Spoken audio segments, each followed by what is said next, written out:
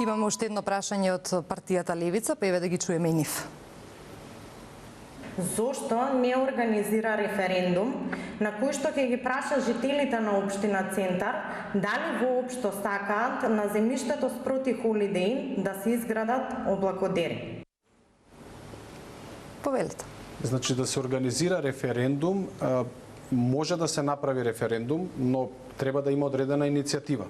Ние рековме дека ќе се бориме со деталните урбанистички планови како општина, ајде да кажам, со начин да ги спречиме. Но моментот вие да организирате референдум, па ви треба дополнително време, немате можност да го спречите во моментот и не сте сигурни во исправноста на референдум. На крајот референдумот правно не може ништо да промени. Што ќе направите? Референдум да се смени планот, па тоа го знаеме. Значи не бегаме ни од референдум, напротив како партија сме ги поддржувале референдумот, тоа беше референдумот за ГТЦ, но формално правно, истото ќе потсетам за ГТЦ референдумот имаше огромна излезност, 40 и нешто посто, од кои 98% беа против менувањето на ГТЦ, но беше неуспешен.